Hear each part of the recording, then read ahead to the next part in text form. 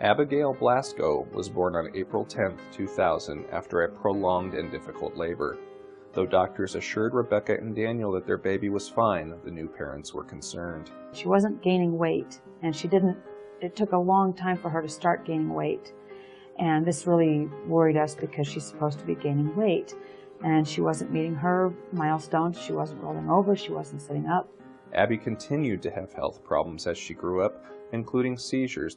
The difficulty with Abby's case was that there was no answer. Rebecca didn't know why her daughter was so seriously injured, didn't know that no doctor had ever told them what had happened to her exactly, because of the fact that over the years the HMO had refused to provide medical records. It took 6 months to get her in to see a neurologist, and the very first thing he said is, we need to have birth records.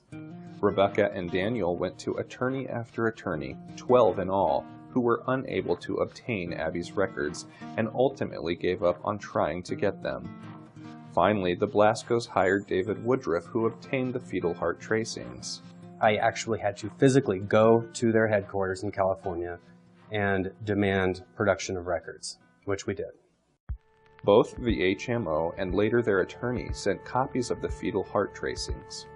The attorney didn't realize David already had one set of records. And I laid these things out all the way down my hall, 200 feet of fetal heart tracings, and realized that one was shorter than the other. Of each of these fetal heart tracings, there was different periods missing from each one. The first one had 6 hours taken out of one section. The one that the attorney had produced to me had hours taken out of a different section. The HMO eventually turned over the missing 6 hours of records. Abby had a new series of MRIs performed, and her physicians were now able to determine that she had suffered an injury to her brain during birth. With evidence mounting against them, refused to settle the case and insisted on arbitration. The cause of Abby's injuries was finally revealed. Rebecca was experiencing hyperstimulation throughout the labor as a result of this drug, the Cytotec, that they had given her.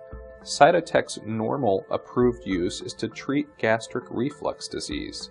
The FDA and the drug manufacturer had warned physicians not to use Cytotec to induce labor. Doctors use Cytotec because it's cheap and it's very effective. It basically forces the cervix open whether it wants to open or not.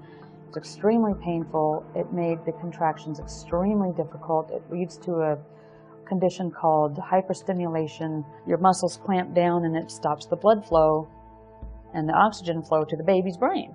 Abby's official diagnosis is hypoxic ischemic encephalopathy. As a result of this case, the criteria doctors use to diagnose this condition has been broadened to include children such as Abby. When the arbitration was over, the judge awarded Abby a total of $70 million over her lifetime.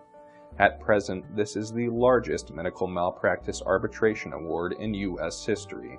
It has given Abby a chance at a life that she really had no chance for. She was going to be condemned to public welfare. The American people were going to have to take care of her. And now she's got the money to live. She's got a house that she'll live in all her life. We were able to buy her a house, 40 acres. She will always have her house. It will always be hers. And there will always be people who love her who can take care of her.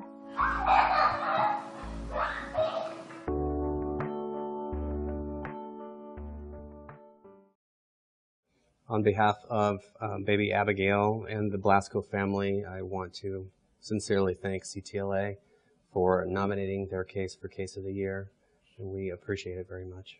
Thank you.